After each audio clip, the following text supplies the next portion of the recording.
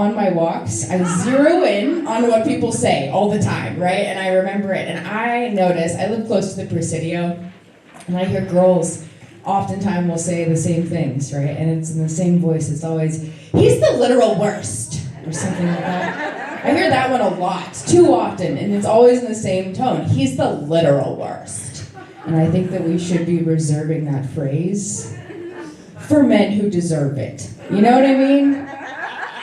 Like guys who are sexually active but giving off crazy incel energy, you know? Like the guys who refuse to go down on their partners but slurp their noodles in public. This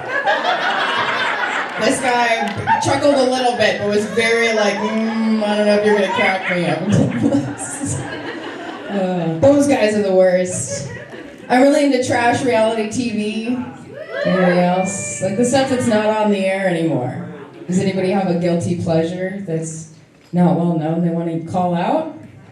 No. That's fine, I'll just tell you mine. I really like Tool Academy. It's a show that used to be on MTV. Someone say yes? Yeah, oh. Let's talk after this. Seriously, this is how I find my friends, okay? But Tool Academy was on MTV for like 2 seasons a very long time ago, right? And it was, they gathered like 15 shredded guys to compete for something called Mr. Awesome. Yeah. Mr. Awesome was also known as America's top alpha male. That's clearly not aged well, right? But the guys get there and they find out that their girlfriends tricked them into going to douchebag camp. And I think we should have kept that around. I think that's a great idea. You know what I'm saying? For everyone who's never seen the show, it was super similar to the series The Biggest Loser. You guys know that one? Yeah, none of these guys were fat. They were just the biggest losers you've ever seen. That's really good. I want to start a spin-off TV show of my own. It's another reality show based on Love is Blind. Who's seen Love is Blind?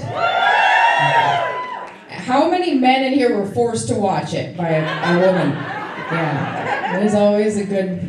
At least a few that will admit it. But you finished it, right? You finished the show? Yeah. It pulls you in. I can't see your face. I want to connect with you. I'm trying to... You're open to love. No, I don't watch Love is Blind for the hope. I fast forward to when the marriages fail. You know? I'm a comedian. I'm in it for the material. But I think it would be really great to start my own show to finish the science that Love is Blind has not done. They claim to be an experiment. And I think that's bullshit. It's not, they're not doing any science. We need to do Love is Blind with actual blind people. Why have we not? It would be quite beautiful, actually, you know? They would just be like stumbling around in the darkness, touching each other's faces, like reaching out for love. Some of you pulled back so hard on that. Whatever. I say screw it. Let's do Love is Blind on the spectrum. Loosen up, you guys. You hit play. You'd hit play at home in your room by yourself. It'd be my name on the show. All right. My best friend breeds hairless cats. Yeah, not a good segue, but that's where we're going. So, cool. She does. I'm not usually a cat person at all, and I'm trying to give it a chance, and I understand men. Most things are better hairless. Thank you, sir. Killing it. Crushing it. But look, like choosing to have a hairless cat is not the same. It's like choosing to have Gollum for a pet. Right? Yeah. And I go over to her apartment, I have to use the restroom when I'm taking care of the kittens, and like 2 little piles of flesh come tumbling down the hallway behind me, just like creeping out from behind the door. And I don't like it. I don't need it in my life. Has anyone here ever dipped their hand into like a little pile of hairless kittens before? No? You have? Really? Dude, people keep saying yes, and like it blows my mind. Sometimes comedy becomes research that you didn't know you needed to do.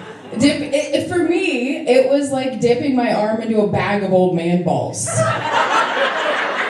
just, they're warm and fuzzy and moist for some reason. Yeah, he's like, yeah, he's nodding. That's great. It's like a box of overly ripe peaches. It's so not what I ordered.